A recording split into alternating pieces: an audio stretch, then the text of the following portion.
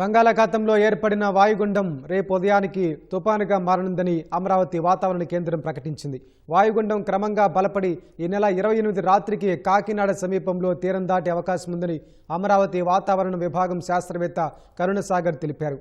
తుపాను ప్రభావంతో రాష్ట్రంలో ఈ నెల 27 నుంచి 29 వరకు తీవ్ర వర్షాలు పడతాయని హెచ్చరించారు. తుపాను తీరం దాటే సమయంలో అత్యంత అప్రమత్తంగా ఉండాలని ప్రజలకు సూచనలు చేశారు. నిన్నటి రోజున ఆగ్నేయ బంగాళాఖాతంలో ఏర్పడినటువంటి వాయుగుండం మరికొద్దిగా బలపడి ఈరోజు ఉదయం నాటికి తీవ్ర వాయుగుండంగా మారింది. ఇది ఇక్కడ మనం చూసినట్లయితే పశ్చిమ వాయువ్య దిశగా కదిలి రేపు ఉదయం నాటికి మరికొద్దిగా బలపడి తుఫానుగా మారే అవకాశం ఉంది. ఆ తర్వాత ఉత్తర వాయువ్య దిశగా కదిలి తీవ్ర తుఫానుగా 28వ తేదీ ఉదయం కల్లా మనకు పశ్చిమ మధ్య బంగాళాఖాతంలో కేంద్రీకృతమయ్యేదానికి అవకాశం ఉంది. ఆ తర్వాత ఉత్తర వాయువ్య దిశగా తన దిశను కొనసాగిస్తూ మచిలీపట్నం శ్రీకాకుళం మధ్య అనగా దాదాపుగా మన కాకినాడ దగ్గర తీరం దాటే అవకాశం ఉంది. 20వ తేదీ సాయంత్రం తీరం దాటే సమయంలో దాదాపుగా మనకు 90 నుంచి 100 కిలోమీటర్ల వేగంతో గాలులు, గరిష్టంగా 110 కిలోమీటర్ల వేగంతో గాలులు వీచేదానికి అవకాశం ఉంది. ఇక దీని ఫలితంగా రాష్ట్రానికి ఉన్నటువంటి వాతావరణ సూచనలు మరియు హెచ్చరికలు గమనించినట్లయితే రాబో రోజుల్లో మనకు రాష్ట్రంలో విస్తారంగా వర్షాలు కురిసేయడానికి అవకాశం ఉంది. రాయలసీమ కోస్తాంధ్రప్రదేశ్లో మనకు రాబో 5 రోజులు కూడా ఉరుములతో కూడినటువంటి మెరుపులు కూడా సంభవించే అవకాశం ఉంది.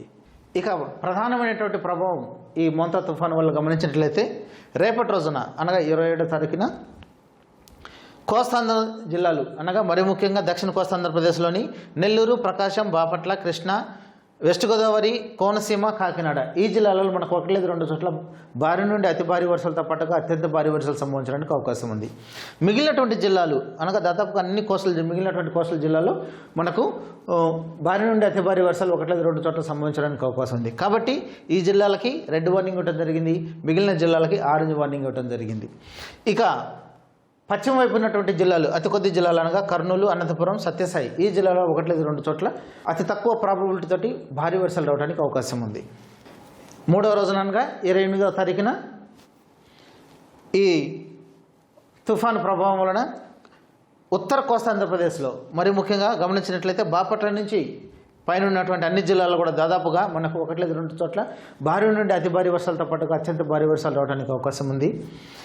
మిగిలినటువంటి దక్షిణ భాగంలో ఉన్నటువంటి జిల్లాలు అనగా పల్నాడు, ప్రకాశం నుండి కింది వైపున ఉన్నటువంటి ఈ అన్ని జిల్లాల్లో కూడా మనకు 1-2 చోట్ల భారీ నుండి అతి భారీ వర్షాలు రావడానికి అవకాశం ఉండగా అనంతపురం, సత్యసాయి, అన్నమయ్య, చిత్తూరు ఈ జిల్లాలలో మనకు 1-2 చోట్ల భారీ వర్షాలు రావడానికి అవకాశం ఉంది. అలాగే 29వ తారీఖున అనగా అప్పటికి మనకు దాదాపుగా సిస్టము తీరం దాటే సమయం వస్తుంది కాబట్టి ఎన్టీఆర్, ఏలూరు, ఈస్ట్ గోదావరి, కాకినాడ, అనకాపల్లి అలాగే పైన ఉన్నటువంటి అన్ని జిల్లాల్లో కూడా మనకు 1-2 చోట్ల భారీ నుండి అతి భారీ వర్షాలతో పాటుగా అత్యంత భారీ వర్షాలు సంభవించడానికి అవకాశం ఉంది. ఇక అల్లూరి సీతారామరాజు, కోనసీమ, వెస్ట్ గోదావరి, కృష్ణా, గుంటూరు, పల్నాడు ఈ జిల్లాలో 1-2 చోట్ల భారీ నుండి అతి భారీ వర్షాలు సంభవించే అవకాశం ఉండగా దక్షిణ వైపు ఉన్నటువంటి జిల్లాలు అనగా దాదాపుగా అనంతపురం, కర్నూలు, నంద్యాల, ప్రకాశం, బాపట్ల ఈ జిల్లాలో 1-2 చోట్ల మనకు భారీ వర్షాలు రావడానికి అవకాశం ఉంది. ఇక డే 5 అనగా 30వ తారీఖున దాదాపుగా ఈ తుఫాను తీరం దాటేసి పశ్చిమ వైపు లేదా ఉత్తరం వైపు కదిలి ఉంటుంది. దానివల్ల 1-2 చోట్ల అతి తక్కువ సంభావ్యతతోటి అనకాపల్లి, విశాఖపట్నం, విజయనగరం, శ్రీకాకుళం, పార్వతీపురం జిల్లాలో 1-2 చోట్ల భారీ వర్షాలు రావడానికి అవకాశం ఉంది. 27, 28, 29 ఈ 3 రోజుల్లో భారీ నుండి అతి భారీ వర్షాలతో పాటుగా అత్యంత భారీ వర్షాలు రావడానికి అవకాశం ఉంది. కాబట్టి మరీ ముఖ్యంగా తీర ప్రాంతం వెంబడి ఉన్నటువంటి జిల్లాలు చాలా జాగ్రత్తగా ఉండాలి. లోతట్టు ప్రాంత వాసులు తగిన జాగ్రత్తలు తీసుకోవాలి. చెట్లు, విద్యుత్ స్తంభాలు, కరెంటు స్తంభాలకు నేల కొరగడానికి అవకాశం ఉంది. అలాగే అత్యవసర సేవలైనటువంటి కమ్యూనికేషన్ కావచ్చు లేదా అంబులెన్సులు కానీ విద్యుత్తు, నీటి సరఫరా ఇవి కూడా పాక్షికంగా దెబ్బతినడానికి అవకాశం ఉంది. అలాగే రహదారులు కూడా అక్కడక్కడ దెబ్బతినడానికి అవకాశం ఉంది. కొన్ని కొండ ప్రాంతాలలో కొండ చర్యలు విరిగిపట్టడానికి కూడా అవకాశం ఉంది. కాబట్టి ప్రజలందరూ ఈ హెచ్చరికలు దృష్టిలో ఉంచుకొని మీ ప్రయాణాలను తగు విధంగా ప్లాన్ చేసుకోవాలని, అత్యవసరమైతే మినహాయించి మరి ముఖ్యంగా 27, 28, 29 తారీఖుల్లో బయటికి రావద్దని హెచ్చరికలు జారీ చేస్తున్నాం. అదేవిధంగా గాలులు చూసినట్లయితే మనకి తీర ప్రాంతం వెంబడి కూడా ఈరోజు 30 నుండి 45 కిలోమీటర్లు, గరిష్టంగా 55 కిలోమీటర్ల వేగంతో వీచేదానికి అవకాశం ఉంది. 27వ తారీఖున 45 నుండి 55 కిలోమీటర్లు, గరిష్టంగా 65 కిలోమీటర్ల వేగంతో కొద్దిగా పెరిగేదానికి అవకాశం ఉంది. ఇక 28వ తారీఖు చూసినట్లయితే ఉదయం సమయంలో 60 నుండి 70 కిలోమీటర్లు, గరిష్టంగా 80 కిలోమీటర్ల వేగంతో గాలులు వీచి అవి సాయంత్రం కల్లా 90 నుండి 100 కిలోమీటర్లు, గరిష్టంగా 110 కిలోమీటర్ల వేగంతో పుంజుకోవడానికి అవకాశం ఉంది.